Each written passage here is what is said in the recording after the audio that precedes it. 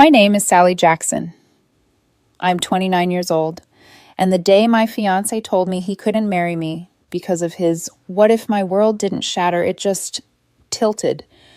Like a photograph slipping off the wall in slow motion, the sound quiet but final. Before that moment, I thought I was one of the lucky ones. After 4 years together, I truly believed Noah and I were the couple everyone secretly envied. Steady, balanced, solid.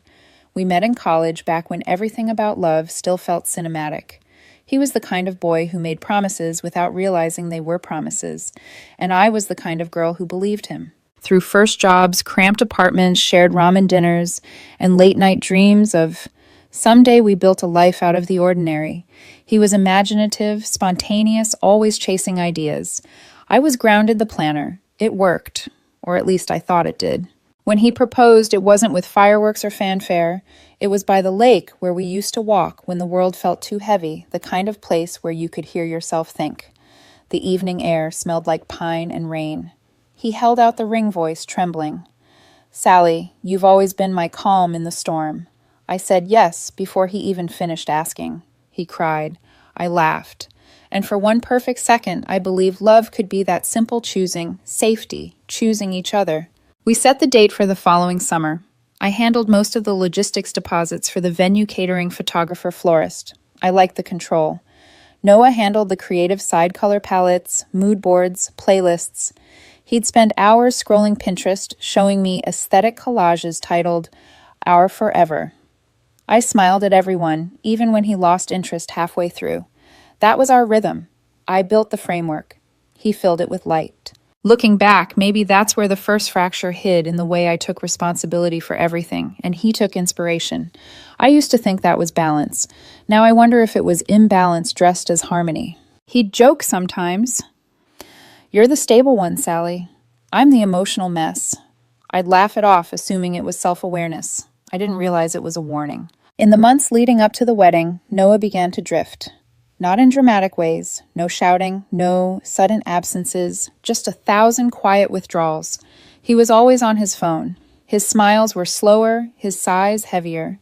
Sometimes I'd find him staring at old photos from college, eyes soft with nostalgia. I asked if he was okay, and he'd smile like he was trying to remember how to. I told myself it was pre-wedding stress. Everyone gets anxious before big commitments. I'd read the articles "Cold feet are normal." But there's a difference between nerves and distance, and I refused to see it. One night we sat on the couch going through the guest list. He was quiet, tapping his pen against the table. Out of nowhere, he asked Sally, "Do you ever think about what your life would have been like if you'd made different choices?" I laughed softly, caught off guard. "You mean like if I hadn't said yes to you?" He smiled faintly. "Maybe. Or if I'd said yes to someone else." Something in my chest tightened. "Where's that coming from?" He shrugged. Everyone has their what-ifs, right? At the time, I didn't know how to answer. Everyone does have what-ifs, ghosts of versions we could have been, but not everyone resurrects them right before a wedding. Noah had dated someone before me, Emily, his first love from college. They'd been together for about a year, and he always described her as a beautiful disaster. When he told me about her, he said she taught him what love shouldn't feel like. I believed him. So that night when he mentioned different choices, I couldn't help asking, "You mean Emily?" His eyes flicked up like I'd read his mind. "Not really. Just that time in my life." Then he went quiet again. For the next few weeks, things felt off. He looked at our wedding plans with a kind of polite detachment. When I talked about our honeymoon in Maui, he nodded absently. He spent hours scrolling through his old social media, smiling faintly at photos of friends I'd never met, places we'd never been together. I caught him once staring at a picture of Emily, her face half-shadowed by sunset, and he looked away so fast it was almost a confession. Still, I didn't confront him. I thought silence would fix what honesty might break.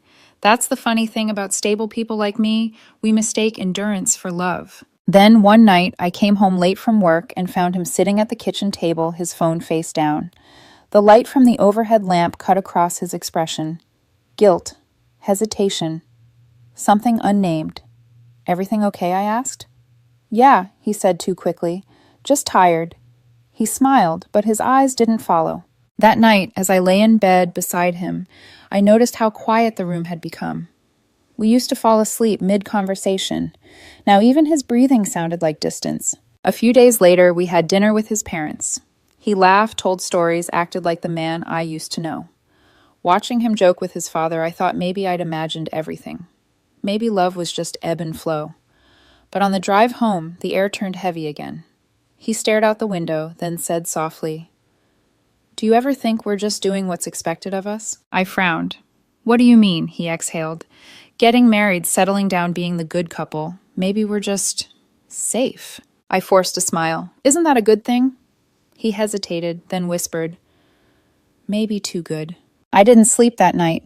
His words played on repeat, too good. I thought of all the moments I'd worked so hard to make smooth, all the times I'd softened the rough edges between us. Maybe in doing so, I'd polished away his sense of adventure. Or maybe he just missed being uncertain, the thrill of not knowing who he'd end up with.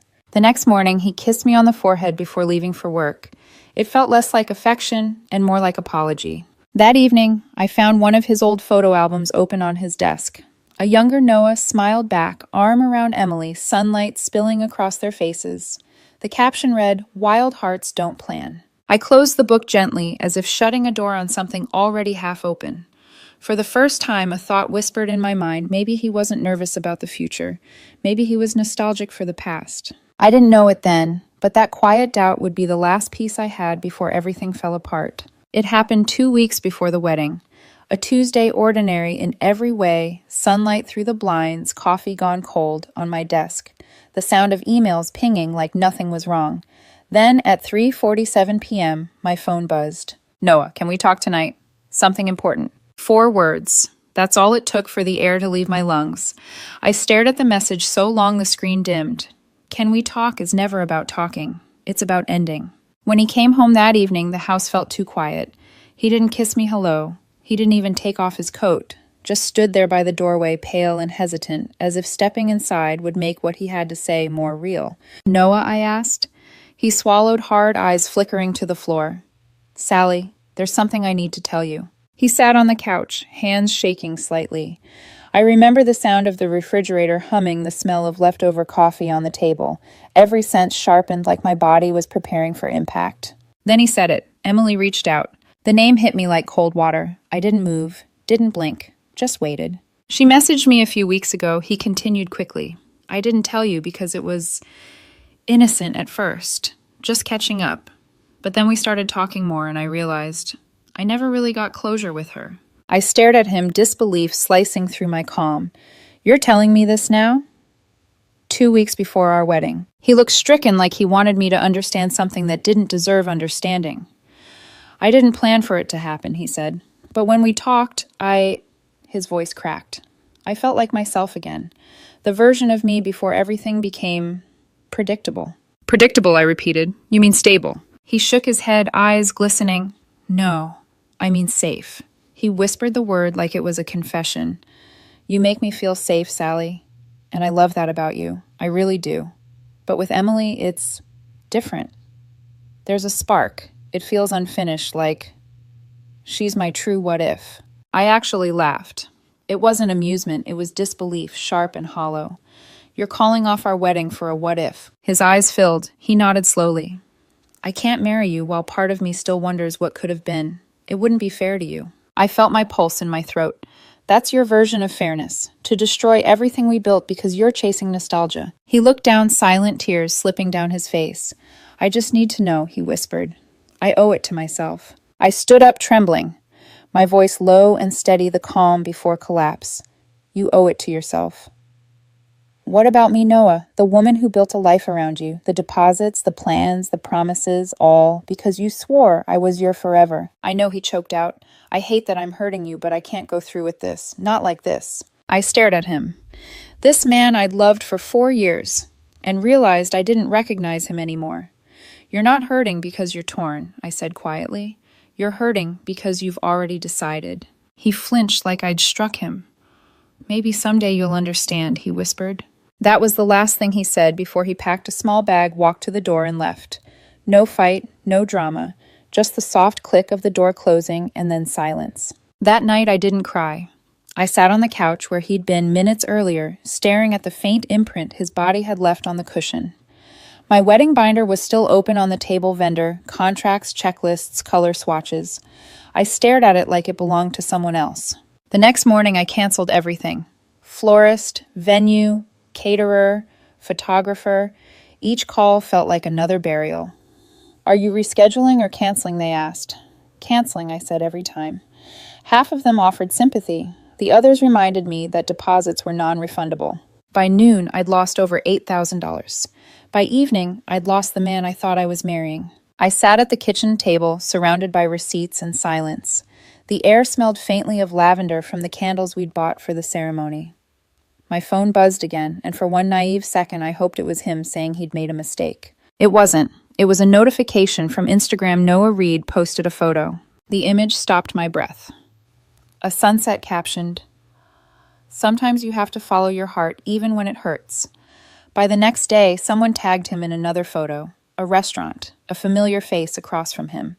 Emily. The caption read, "Some things never fade." My hands went cold. It wasn't just betrayal, it was how effortless he made it look like the past 4 years had been a rehearsal for this reunion. I didn't message him. I didn't rage online. I didn't block him either. I just watched the picture fade from my screen, then turned my phone face down and sat in the dark. His sister texted a few days later, "He's confused right now. Please don't hate him." I wrote back, "I don't. I just don't recognize him." That weekend, my parents drove in. My mom cried as we boxed up wedding favors. My dad didn't say much, but when he did, it was sharp. What a damn waste. I kept my composure. My heart didn't feel broken. It felt hollowed out, like someone had quietly scooped the life out of it and left the shell standing. When we finished packing, my dad put a hand on my shoulder. "Don't do anything rash. Time will make him regret it." I nodded, though. Inside, I wasn't thinking about regret. I was thinking about consequence. Noah wanted his what-if fine. He could have it, but he would pay for what he left behind. Because love might forgive, but contracts don't. Grief has stages, they say: denial, anger, bargaining, depression, acceptance. But no one tells you there's a sixth stage. It's called paperwork. I spent the next week surrounded by contracts, invoices, and a calculator that didn't care about heartbreak. The numbers didn't lie, and they didn't pity. Venue deposit, $4,200. Catering, $3,600. Florist, $1,100. Photographer, $1,000. Miscellaneous, around $1,500. Over $11,000 gone in 2 weeks because Noah wanted to find himself. For the first few days, I functioned like a machine. Ate when I remembered, slept when exhaustion forced me. My emotions were locked somewhere deep beneath the surface, unreachable. It wasn't peace. It was numb survival. Everywhere I looked, there were ghosts of what almost was. The half-assembled wedding favors in the guest room, the Tux rental reminder in my inbox, the RSVP cards sitting unopened on the counter. Each one felt like evidence of my own foolishness. But one evening, something shifted. I opened my laptop to cancel the last remaining vendor, the venue. That's when I noticed everything was booked under my name. My signature, my card, my email, my responsibility. And suddenly my numbness cracked open just enough to let logic in. The next morning, I called Marissa Cheng, my college friend, who now worked as a lawyer. We hadn't talked in months, but when she picked up and heard my voice, she didn't waste time with small talk. "Sally," she said softly, "tell me everything." I did. Every ugly, humiliating detail. The message, the confession, the canceled wedding, the money. She didn't interrupt once. When I finished, there was a long pause. Then, "You're not going to like my answer emotionally, but legally, you have options." I blinked. Options. He broke what's called an implied contract, she explained. A wedding, once both parties commit financially, becomes a shared obligation. He backed out unilaterally. That means you can pursue reimbursement for his half. I let that sink in. "You mean I can sue him?" "Technically, yes. But I'd recommend mediation first. It's cleaner. Less dramatic." For the first time in weeks, I laughed a dry, humorless sound. "Marissa, everything about this is already dramatic." She chuckled softly. "Then think of this as the one calm part. You're not doing this for revenge. You're doing this because accountability matters." Her words settled in my chest like something solid, something sane. For months, I'd been the stable one, the safe one, the one who never made chaos. Maybe it was time to redefine what strength looked like. That night, I sat at my desk and wrote Noah an email. No rage, no pleading, just precision. Subject: wedding deposits. Body: Noah, following your decision to call off the wedding, I've canceled all pending contracts. Total deposits paid $11, $375. As we both agreed to these costs, I'll be pursuing reimbursement for your share, $5, $687.50. Marissa Cheng will contact you with mediation details tomorrow. I hope this resolves things cleanly. Sally. No emojis, no take care, just math. I hit send. It felt like exhaling. The next afternoon, my phone rang. His name lit up the screen. For a second, I almost didn't answer. Then I remembered he owed me more than silence. I picked up. Noah, what the hell is this? His voice was sharp, unfamiliar. You're seriously sending me legal documents after everything that happened? I stayed calm. A financial summary, yes. You canceled the wedding. You're responsible for half. Sally, come on. Are you serious right now? After everything we've been through? Exactly, I said evenly. After everything? He exhaled sharply. I didn't cheat on you. I just needed to find myself. You're punishing me for being honest. I almost laughed again. Honesty doesn't erase accountability, Noah. You made a choice. I'm just asking you to pay for it. You're unbelievable, he snapped. You think this makes you the bigger person, suing your ex-fiancé? No, I said calmly. It makes me a responsible adult who's done subsidizing your self-discovery. For a second, he didn't respond. Then I heard a faint sniffle. I can't believe you're doing this to me. You already did it to yourself, I said, and hung up. After that, the silence between us wasn't empty anymore. It was deliberate, final. Word spread fast. His friends, the ones who'd flooded his posts with heart emojis when he reunited with Emily, went quiet. His family, however, didn't. His mother left me a voicemail. You're breaking him down, Sally. He's just confused. You were supposed to love him through that. I deleted it without replying. Love isn't supposed to excuse cowardice, and I wasn't anyone's therapist anymore. Marissa handled everything. Noah ignored the first notice, then the second. But when the third arrived with a court date, he finally texted, Can we please talk about this, no lawyers? We already did, I replied. The mediation day arrived on a rainy Thursday. He walked in looking smaller, thinner, as if regret had worn him down faster than guilt ever could. He didn't meet my eyes. I didn't offer a smile. The mediator, a gray-haired woman named Helen, laid out the terms, line by line, expense by expense. Noah's voice cracked twice as he tried to argue that he never meant for this to get ugly. I said nothing. I just handed over receipts. In the end, he agreed to repay me $300 a month until the debt was cleared. He signed the document with trembling hands, the pen wobbling slightly. When it was done, he exhaled like he'd just finished a confession. As we walked toward the door, he stopped me. Do you hate me? He asked softly. I looked at him for a long moment. No, I said finally, but I don't admire you either. He flinched, and for the first time since he left, I felt something that almost resembled peace. Not joy, not victory, just completion. That night, my phone buzzed. Incoming transfer, Noah Reed, $300, court settlement. I stared at the notification for a long moment, then whispered to myself, You wanted freedom, Noah. Turns out it cost $5, $687.50. The first $300 came and went quietly. No message, no apology, just a line of text on my banking app. Deposit received Noah Reed court settlement payment. It should have felt cold transactional, but instead it felt like the most honest conversation we'd had in months. Over the next few weeks, the rhythm continued. $300 here, $300 there. He was never early, never late. Each payment was a heartbeat from a life that no longer included me. I didn't reply. I didn't need to. The money spoke for itself. By month 2, I'd almost rebuilt a routine. I moved into a smaller apartment closer to work, sold my engagement ring, and replaced the wedding binder with a journal. I wrote in it every night, not about him, but about myself. Things I'd ignored while being someone else's stability, my love for photography, my habit of baking when I was sad, my strange obsession with thunderstorms. I was learning to fill the silence with my own noise. Then one evening, Marissa called. I have a feeling you'll like this, she said. I smiled faintly. You're not about to tell me he missed a payment, are you? Worse, he's back to square one. Guess who walked out on him? I froze. Emily. Took his savings, disappeared, blocked him everywhere. Apparently he's been begging her to talk, but she's gone. No closure, no warning, just gone. For a moment, I didn't know what to feel. Pity, satisfaction, relief. Instead, what came out was a quiet truth.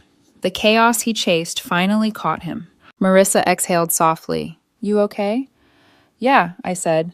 For the first time, I think I actually am. 3 nights later, my phone lit up. Noah, can we talk, please? Just 5 minutes. I stared at it, thumb hovering over block. Instead, I let it ring out. A few hours later, another message. You don't have to be cruel. I know I made mistakes, but you loved me once, right? Doesn't that mean anything? I read it twice, then locked my screen. What he didn't understand was that silence isn't cruelty. It's the sound of someone who's already said everything. A week later, the phone rang again. I don't know why I answered this time, maybe curiosity, maybe closure, maybe both. When I said hello, all I heard was the sound of him crying. Sally! His voice cracked. I needed to hear a familiar voice. Everything's falling apart. I stayed silent. She left. He continued, breath hitching. Emily's gone. Packed up while I was at work. Blocked. My number. Changed her job, moved out of state. I can't find her. I close my eyes. I see. And now I'm stuck with this apartment I can't afford. My parents said they can't keep bailing me out, and he stopped mid-sentence, choking back another sob. I feel like I ruined everything, Sally. I really do. I waited for the guilt to come, but it didn't. Just a calm sort of detachment. You did ruin everything, I said quietly. And you keep pretending you didn't choose to. He let out a short, broken laugh. You don't have to be so cold. Cold is what's left when warmth gets burned out, I replied. You didn't cry for me when you left. Why are you crying now? He fell silent for a long moment. Then a whisper. I thought I was doing the right thing. You weren't, I said simply. You were chasing a fantasy, and when reality showed up, you had no one left to blame. He sniffed, trying to steady his breathing. I miss you. I sighed. No, Noah. You miss the stability, the safety net, the woman who paid your deposits and absorbed your chaos. You don't miss me. That's not true. It is, I interrupted softly. And that's exactly why this conversation ends here. And I hung up. He called again 3 times that week. I didn't answer. Then came the texts, long, rambling paragraphs filled with regret. I made a mistake. I don't know who I am anymore. You were the only real thing I ever had. Please, Sally, I just want to talk. Every message was a rewrite of the same apology he never said when it mattered. I read them all once, then deleted the thread. 2 months later, the payments were still coming steady as clockwork. And that was the irony. The man who couldn't commit to marriage had become perfectly punctual about paying for it. Sometimes I'd catch myself thinking about him, but never in the way I used to. Not with longing, with distance, like remembering a dream that stopped making sense once I woke up. One night I was journaling when my phone buzzed again, another transfer notification. Noah Reed has sent you $300, court settlement. But this time he'd added a note, for closure. I stared at it for a long time, then smiled, small, almost pitying. Closure wasn't something you sent. It was something you earned. And he was still learning that the hard way. I closed my journal, exhaled slowly, and whispered into the quiet. You wanted freedom, Noah. You just didn't expect the invoice. By the 5th payment, I had stopped checking the notifications. They'd become background noise like the low hum of a refrigerator or the ticking of a clock. Proof that life moved forward even when you didn't notice. Then, one Saturday morning, my phone buzzed, not with money this time, but with words I hadn't seen in months. Noah. Please. I'm not asking for another chance. I just need to see you. 5 minutes, that's all. I almost ignored it, like I had every other attempt. But something about that message, the defeated tone, the quiet punctuation, made me pause. It didn't sound manipulative this time. It sounded empty. Curiosity is a dangerous kindness. So I agreed to meet him. We chose a neutral place, a quiet cafe near the park, where we used to sit on lazy Sundays. The barista still remembered our old order, 1 black coffee, 1 vanilla latte with extra foam. He handed them to me without asking who the second drink was for. I guess I still looked like the kind of woman who bought coffee for someone else. When Noah walked in, I barely recognized him. His hair was unkempt, his shirt wrinkled. He looked thinner, but not in a way that came from effort, more like exhaustion. The spark he once chased so desperately had burned itself out. He gave me a small, uncertain smile. Hey, I replied. He hesitated, then sat down across from me. The silence that followed wasn't awkward. It was heavy. The kind that carries everything you'll never say out loud. He cleared his throat first. You look good. Thanks. I took a slow sip of coffee. You don't. That almost made him laugh. Almost. I deserve that, he said softly. Probably, I replied. So, what's this about? He looked down, fidgeting with the cup sleeve. I just needed to apologize. Properly this time. No excuses, no defenses. I waited, letting the air stretch between us. I thought Emily was my unfinished story, he continued, voice cracking. But she was just an echo. I was chasing the feeling of being 20 again, of being reckless and exciting. But when the novelty wore off, I realized she never really saw me. Not like you did. I let the words settle. They didn't sting anymore. They just sounded tired. He looked up, eyes wet. You were right, you know. I wasn't looking for love. I was looking for chaos. I nodded. And you found it. He gave a weak laugh. Yeah. Turns out chaos doesn't hold your hand when you're falling apart. For the first time, I almost felt sorry for him. Almost. I'm not here to ask for anything, he said quickly. I just needed you to know. I regret it. Every bit of it. I studied him for a moment, the trembling hands, the dark circles, the way his voice kept breaking. He wasn't performing this time. He was simply broken. I believe you, I said quietly. But belief doesn't change what happened. He nodded slowly, biting his lip. I know. I just wanted you to hear it from me before you read it somewhere else. Read what? He hesitated. I'm leaving. Moving out of town. Selling the apartment, quitting my job. Starting over. I tilted my head. And you wanted my blessing? He smiled weakly. No, just closure. I leaned back in my chair. Closure isn't something you ask for, Noah. It's something you earn. And you're earning it $300 at a time. That made him laugh for real this time. A tired, bitter sound. You haven't changed. I have, I said softly. You just don't recognize the woman who finally stopped making excuses for you. He looked down, then whispered, I hope you find someone who actually deserves you. I met his gaze. I did. His brow furrowed slightly. Who? Me, I said. He froze, eyes wide for a moment, then gave a faint, sad smile. Good. You always did deserve better than me. He stood up, hesitated like he wanted to say more, then walked away. I didn't call after him. I just sat there watching him leave the same way he did that night months ago, quietly, without drama. Except this time I didn't feel hollow. I felt free. That evening I walked home through the park. The same lake where he'd proposed shimmered under the fading sunset. I sat on a bench and let the breeze tangle through my hair. The pain that once sat heavy in my chest had turned into something lighter, acceptance, maybe even gratitude. My phone buzzed again. Another payment. Noah Reed has sent you $300. Court settlement. July 5th. For a moment I just looked at it and smiled. It wasn't about the money anymore. It was about what it represented. Consistency, responsibility, consequence. He was still paying for his what if, and I was finally living my what's next. I took one last look at the lake, whispered to the wind, "Thank you for leaving," and walked away. 6 months later, I almost forgot what his voice sounded like. Not because I tried to, but because eventually you stop remembering what doesn't echo anymore. Life had found its quiet rhythm again. Mornings began with sunlight through my kitchen window and the smell of fresh coffee instead of anxiety. The silence in my apartment no longer felt hollow. It felt earned. I started taking weekend photography gigs, something I'd put off for years, because Noah used to call it a hobby, not a career.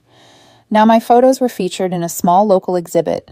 People stopped to look at them, at the colors, the framing, the way light broke across water. And for the first time, I didn't shrink when they said, "You have a gift." I smiled and said thank you like someone who finally believed it. Then one random Tuesday afternoon, fate decided to test my progress. I was standing in line at a downtown cafe when I heard it. Sally, that voice, low, hesitant, too familiar. I turned. Noah stood there holding a coffee cup like it might save him from drowning. His hair was shorter, neater. He looked better. But his eyes, those same eyes that once convinced me love was forever, had changed. Dimmer somehow. Older. "Hey," he said with a tentative smile. "Hey." There was an awkward pause before he gestured to the seat beside me. "Mind if I sit?" I hesitated, then nodded. "Sure." He sat careful, like he was afraid of breaking something invisible between us. "How have you been?" he asked softly. "Good," I said. "Work's been solid. I moved closer to the studio. Bought a new car last month." "That's great," he said, and I could hear the sincerity in it. "I'm glad things are going well for you." I nodded. "You." He smiled faintly. The kind of smile people wear when they're pretending they've found peace. "I'm figuring things out. Still paying you back." I met his gaze. I noticed. He looked down at his cup, voice quiet. "I know you probably hate hearing from me, but I really am sorry. For everything." I studied him, not the boy I loved, not the man who left, just the person sitting across from me, learning humility one apology at a time. I believe you, I said finally, but that doesn't change anything. He nodded slowly, his lips trembling just a little. Do you ever think we could? No, I said gently before he could finish. Some things don't get to be redone. He blinked, surprised by the calmness in my voice. She wasn't worth it, he murmured. None of it was. I know, I said, but you still chose it. That hit him harder than I expected. His eyes glistened. You always had a way of saying things that hurt and heal at the same time. I smiled faintly. That's called truth, Noah. It does both. He nodded, eyes dropping to the table. I hope you find someone who actually deserves you. I already did, I said. He looked up confused. Who? Me. For a moment he just stared, and then to my surprise, he smiled. Not bitterly, not regretfully, just genuinely. Good, he said softly. You always deserve that. He stood, hesitated as if wanting to say more, then walked toward the door. And this time I didn't watch him leave. I just took a slow breath, finished my coffee, and felt the stillness that comes when the past finally stops asking for your attention. That evening, as I walked home through the soft drizzle, my phone buzzed. Noah Reed has sent you $300. Court settlement, December 12th. But beneath it, he'd written a small note. Final payment. I stopped on the sidewalk staring at those two words. For the first time, they didn't feel like his closure, they felt like mine. I tucked my phone away, tilted my face up toward the rain, and smiled. It wasn't poetic justice. It wasn't revenge. It was something simpler, balance. The world in its quiet way, setting things right. I reached home, changed into a soft sweater, and opened my journal, the one that had once been filled with lists of losses. Tonight I wrote something different. Love doesn't always stay, but peace does if you let it in. Then I closed the book, turned off my phone, and poured myself a glass of wine. The city outside buzzed faintly through the rain, and for the first time in what felt like forever, I didn't feel like a character in someone else's story. I was the author again. The next morning, sunlight spilled through the curtains.